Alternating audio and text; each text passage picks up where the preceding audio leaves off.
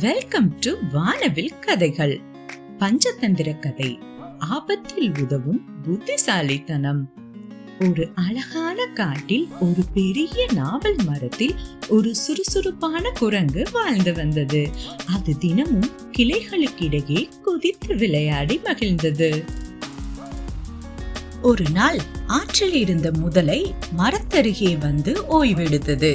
அதை பார்த்த குரங்கு, முதலை நண்பா, நாவல் பழம் சாப்பிடுவாயா என்று கேட்டது. அந்த நாள் முதல் குரங்கும் முதலையும் நல்ல நண்பர்கள் ஆனார்கள். குரங்கு தினமும் பழங்களை கொடுத்தது. முதலையும் ஆற்றில் நடந்த சாகசங்களை சொன்னது.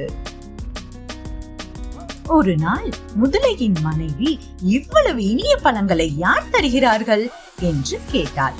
முதலை குரங்கை பற்றி சொன்னதும் அவள் பேராசை கொண்டு அந்த குரங்கின் இதயம் வேண்டும் என்றாள். முதலை மனம் வருந்தினாலும் பின்பு குரங்கிடம் வந்து சொன்னது, நண்பா, என் மனைவி உன்னை சந்திக்க விரும்புகிறாள், என் முதுகில் ஏறி வா என்றது. குரங்கும் அதை நம்பி முதலை முதுகில் ஏறிவிட்டது. ஆற்றின் நடுவே சென்ற போது முதலை உண்மையை சொன்னது. குரங்கே, என் மனைவிக்கு உன் இதயம் வேண்டுமாம் என்றது. அதை கேட்ட குரங்கு மிகவும் பயந்தது.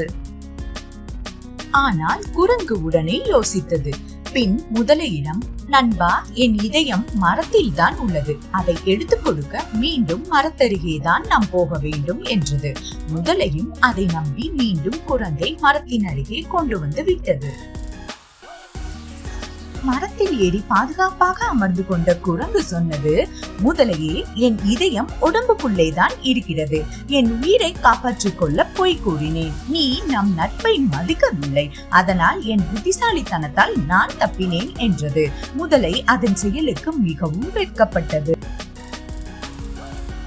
குழந்தைகளே, இந்த கதை சொல்லும் செய்தி என்ன?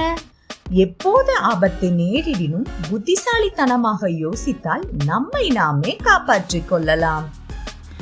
Thanks for watching. Don't forget to share with your friends and kindly subscribe our channel.